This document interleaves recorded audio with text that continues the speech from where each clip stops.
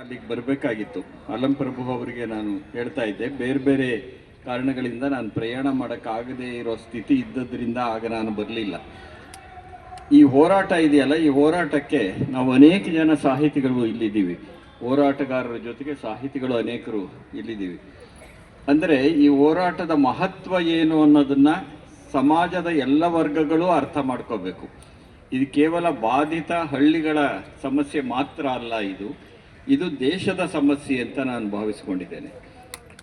ಕೈಗಾರಿಕೀಕರಣದ ಸಂದರ್ಭದಲ್ಲಿದ್ದ ದೇಶದ ಸನ್ನಿವೇಶಕ್ಕೂ ಜಾಗತೀಕರಣ ಬಂದಾಗಿನ ದೇಶದ ಸನ್ನಿವೇಶಕ್ಕೂ ಸಾಕಷ್ಟು ವ್ಯತ್ಯಾಸ ಆಗಿದೆ. ಆಗಲೂ ಕಾರ್ಖಾನೆಗಳು ಇರ್ತಾ ಇದ್ವು, ಆದರೆ ಆಗ ಕಾರ್ಖಾನೆಗಳು ಸರ್ಕಾರದ ನಿಯಂತ್ರಣದಲ್ಲಿರ್ತಾ ಇದ್ವು.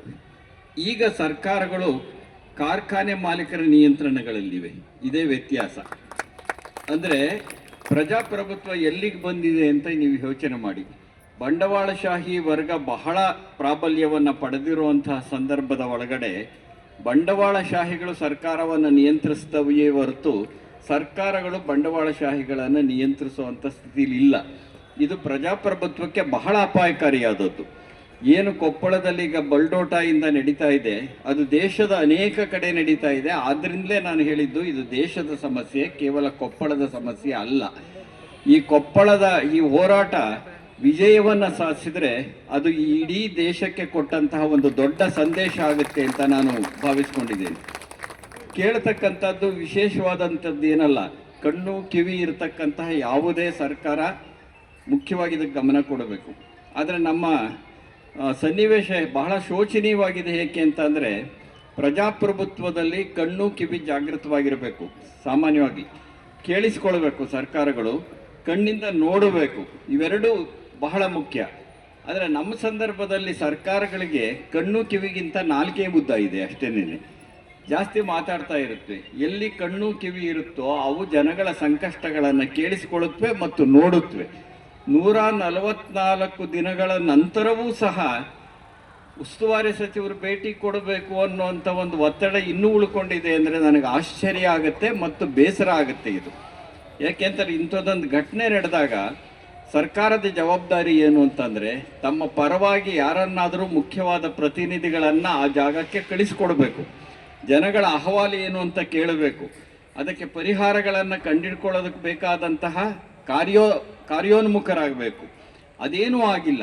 ಇದು ಕೇವಲ ಮರಗಿಡಗಳನ್ನು ಬೆಳೆಸ್ತಕ್ಕಂಥ ಪರಿಸರ ಸಮಸ್ಯೆ ಅಷ್ಟೇ ಅಲ್ಲ. ಇದು ಮುಖ್ಯವಾಗಿ ಬಲ್ಡೋಟ ಕಾರ್ಖಾನೆಗೆ 54,000 ಕೋಟಿ ರೂಪಾಯಿಗಳ ವಿಸ್ತರಣೆಯ ಏನು ಒಡಂಬಡಿಕೆ ಆಗಿದೆ ಅದನ್ನು ತಕ್ಷಣ ತಡಿಬೇಕು ಅನ್ನೋದಿದೆಯಲ್ಲ, ಅದು ಬಹಳ ಮುಖ್ಯವಾದಂಥ ಬೇಡಿಕೆ. ಅದು ಯಾಕೆ ತಡಿಬೇಕು?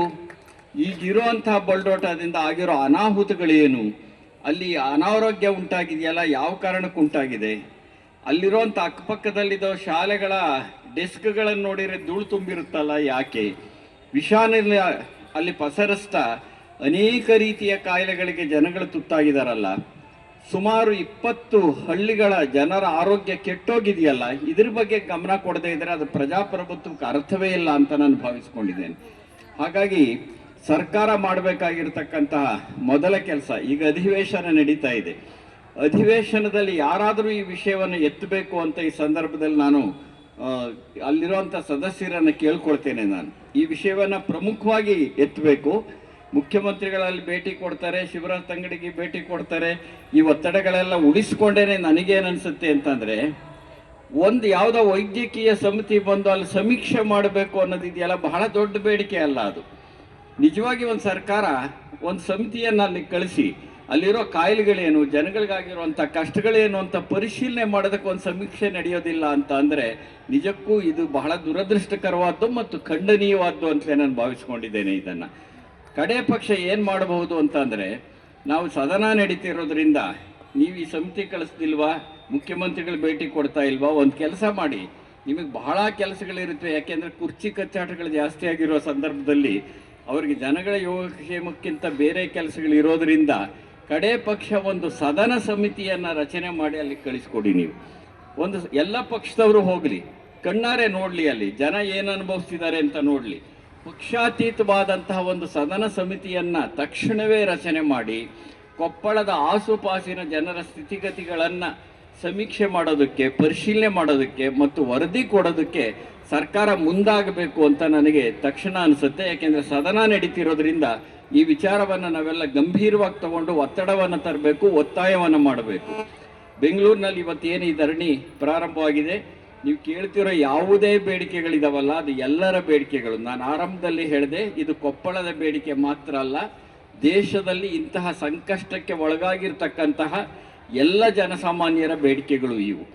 ಪರಿಸರ ಮಾಲಿನ್ಯವನ್ನು ಕುರಿತು ಸಾಮಾನ್ಯವಾಗಿ ಮಾತಾಡೋವಂಥ ಸಂದರ್ಭ ಬಂದಾಗ ಮರ ಗಿಡ ಬೆಳೆಸಬೇಕು ಅಂತೇವೆ.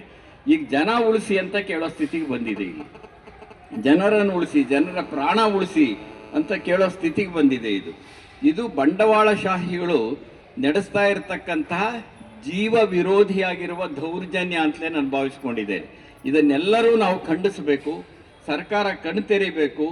ಏನೇನು ಬೇಡಿಕೆಗಳಿವೆ ಅದನ್ನು ಈಗಲೇ ಈಡೇರಿಸಿ ಅಂತ ಕೇಳ್ತಿಲ್ಲ, ಬಹಳ ಸಮಯೋಚಿತವಾಗಿರೋ ನೀವೊಂದು ಸಮೀಕ್ಷೆ ಮಾಡಿಸ್ರಪ್ಪ ಅಂತ ಕೇಳ್ತಾ ಇದೆ.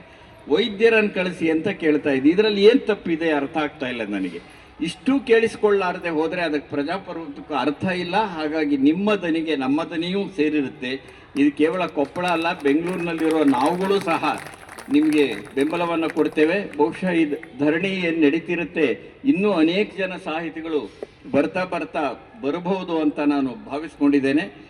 ಬರದೇ ಇದ್ದಾಗಲೂ ನಾನು ನೀವು ಎಷ್ಟು ದಿವಸ ಇರ್ತೀರಿ ಸಾಧ್ಯವಾದಾಗ ಇಲ್ಲಿಗೆ ಬಂದು ಹೋಗ್ತಾ ಇರ್ತೇನೆ. ನನ್ನ ವಿಧಾನದ ಮುಖಾಂತರವಾಗಿ ಸರ್ಕಾರವನ್ನು ಹೇಗೆ ಸಂಪರ್ಕಿಸಬೇಕು ಅನ್ನುವಂಥ ಪ್ರಯತ್ನವನ್ನು ಸಹ ಈ ಸಂದರ್ಭದಲ್ಲಿ ಮಾಡ್ತೇನೆ ಅಂತ ಈ ಸಂದರ್ಭದಲ್ಲಿ ಹೇಳೋಕ್ಕೆ ಇಷ್ಟಪಡ್ತೇನೆ. ಏಕೆ ನನ್ನ ವಿಧಾನ ಅಂದರೆ ಏನೋ ರಹಸ್ಯ ವಿಧಾನ ಅಂತ ತಪ್ಪು ತಿಳ್ಕೊಬೇಡಿ ನೀವು. ನಾವು ಹೋಗೋದೆಲ್ಲ ರಾಜಮಾರ್ಗವೇನೇನೆ, ವಾಮ ಮಾರ್ಗ ಯಾವುದೂ ಇಲ್ಲ. ಆದರೆ ಸಂಪರ್ಕ ಮಾಡುವ ಪ್ರಯತ್ನವನ್ನು ನಾನು ಮಾಡಿ ಸರ್ಕಾರ ಇದರ ಬಗೆಗೆ ಗಮನ ಕೊಡೋದಕ್ಕೆ ಏನು ಬೇಕೋ ಅಂಥದನ್ನು ವೈಯಕ್ತಿಕ ಮಟ್ಟದಲ್ಲಿ ನಾನು ಪ್ರಯತ್ನ ಮಾಡ್ತೇನೆ.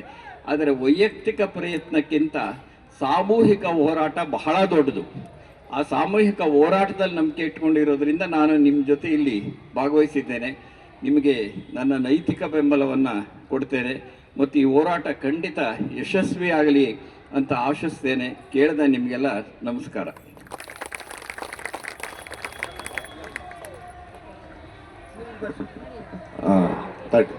ಎಲ್ಲ ಒಂದು ನಿಮಿಷ. ನಮ್ಮ ಹಿರಿಯರಾದ ಬರಗೂರು ಅವರಿಗೆ ನಾವು ಕೃತಜ್ಞರಾಗಿದ್ದೇವೆ. ನಾಳೆ ಮುಖ್ಯಮಂತ್ರಿಗಳು ಒಂದು ನಿಯೋಗಕ್ಕೆ ಸಮಯ 1 ಗಂಟೆಗೆ ಕೊಟ್ಟಿದ್ದಾರೆ. ತಾವು ನಮ್ಮ ಜೊತೆಗೆ ಬಿಡುವಿದ್ದರೆ ನಿಯೋಗದಲ್ಲಿ ಇರಬೇಕು ಅಂತ ನಾನು ವಿಶೇಷವಾಗಿ ತಮ್ಮಲ್ಲಿ 1 ಗಂಟೆಗಿದೆ ಸರ್, ದಯವಿಟ್ಟು ನೀವು ನಮ್ಮ ಜೊತೆಗೆ ನಿಯೋಗದಲ್ಲಿ ಭಾಗವಹಿಸಬೇಕು ಅಂತ ವಿನಂತಿ ಮಾಡ್ತೀನಿ. ಹಾಗೆ ಇಲ್ಲಿ ಬಂದಿರತಕ್ಕಂಥ ನಮ್ಮ ಸಾಹಿತಿಗಳು, ಸಾಮಾಜಿಕ ಹೋರಾಟಗಾರರು ಎಲ್ಲರಿಗೂ ಕೂಡ ಇರಬೇಕು ಅಂತ ನಾನು ಪ್ರಾರ್ಥನೆ ಮಾಡ್ತೀನಿ. ನಮಸ್ಕಾರ. ಸರ್ಕಾರಕ್ಕೆ ನಿಮ್ಮ ದನಿ ಕೇಳಿಸ್ತು ಅಂತ ಆಯಿತು, ಪರವಾಗಿಲ್ಲ, ಕಿವಿ ಇದೆ ಅಂತ ಸಮಾಧಾನ ಆಗಿದೆ.